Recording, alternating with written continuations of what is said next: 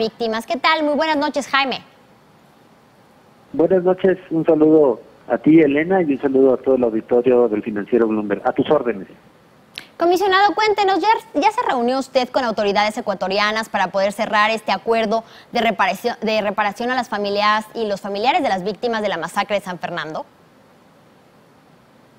Así es, Elena. El día de ayer estuve yo en Quito con autoridades del más alto nivel de Ecuador, incluso con el propio ministro de Relaciones Exteriores y con los viceministros correspondientes para informarles para notificarles de manera formal la reparación que se está concediendo a 5 familias de víctimas directas, fallecidas en los hechos de San Fernando, Tamaulipas, hace 8 años, y también a una de las víctimas directas sobrevivientes.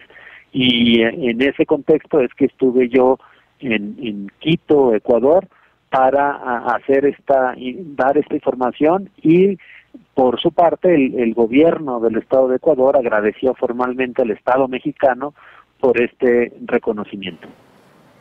Bien, ¿y cómo se determinaron las medidas de compensación a las familias ecuatorianas?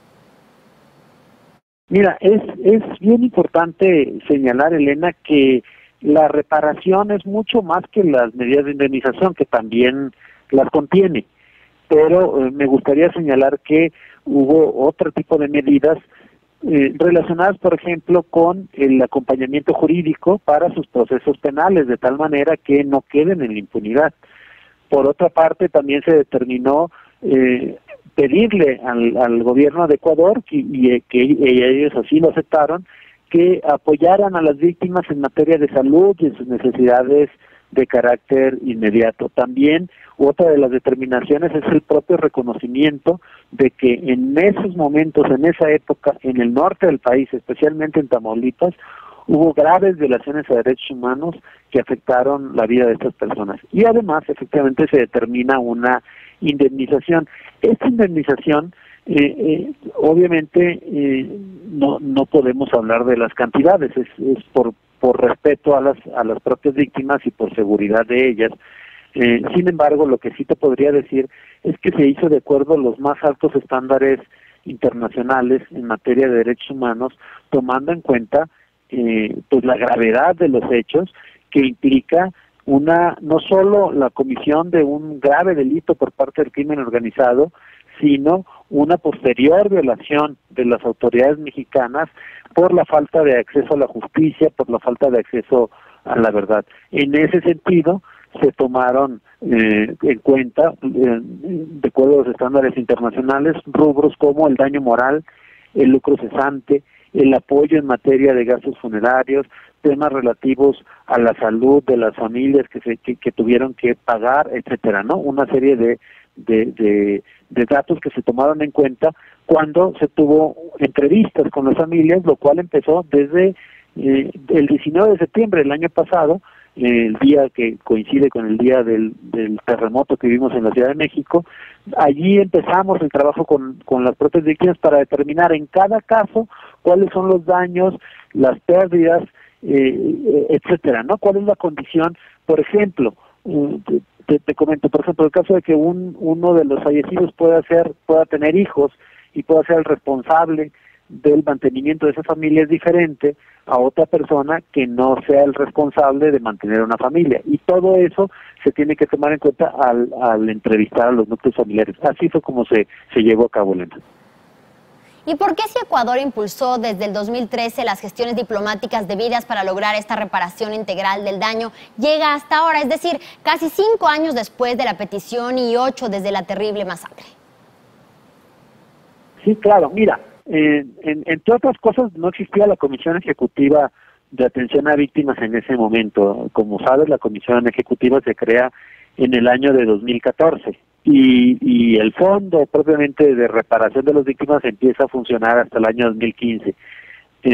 Lo que resulta fundamental es que el año pasado la Comisión Nacional de los Derechos Humanos eleva la categoría de la recomendación a violaciones graves, con lo cual, como te imaginarás, hay un pendiente muy importante de reparaciones en el país. Yo he dicho públicamente que tenemos una deuda de por lo menos 50 años, porque estamos hablando por lo menos de las víctimas del 68, que estamos cumpliendo 50 años este 2 de octubre. Lo que te quiero decir es que el pendiente es enorme de reparaciones de víctimas a nivel nacional y víctimas extranjeras que sufrieron violaciones en México. Cuando la Comisión Nacional de los Derechos Humanos determine en un caso que hay violaciones graves, eso repercute en darle mayor prioridad a la reparación, porque así lo solicita la propia Comisión Nacional, que comencemos por los hechos relativos a violaciones graves. Al hacerlo el año pasado, se facilitó que se pudiera lograr una mayor interlocución con el gobierno de Quito, y también a partir de esa determinación es que el gobierno ecuatoriano empieza a trabajar de manera más intensa con las víctimas para buscar el acercamiento. Muy importante señalar que sin el acercamiento a las víctimas no es posible hacer una reparación, y eso apenas comenzó a hacerlo, pudo hacerlo el gobierno ecuatoriano a partir del año pasado. Es decir, las víctimas antes no querían tampoco nada, y fue un trabajo también previo de convencimiento y de generar confianza. Finalmente, comisionado, sabemos que esta es la primera reparación que se hace del caso, y entonces en ese sentido quisiera que nos dijera si también será la última o México compensará a familiares de las demás víctimas, que en total, recordemos, son 72 y estamos hablando solo de 6.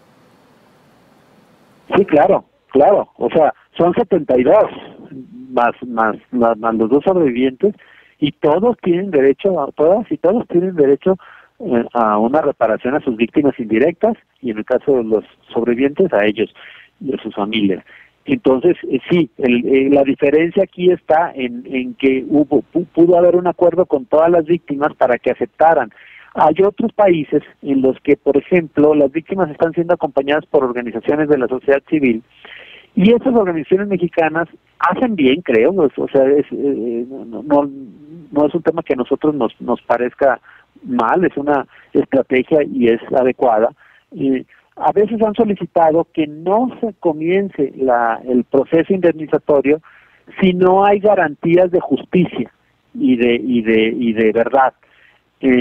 Nosotros pensamos que se debe a poder hacer la indemnización y la reparación, y que eso ayuda a obtener justicia y a obtener verdad.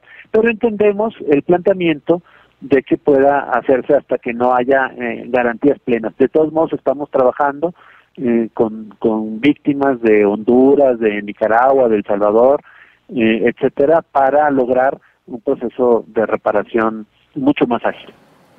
Jaime, te agradezco mucho por tu tiempo, y ahí queda el mensaje. Hay un gran pendiente con las víctimas.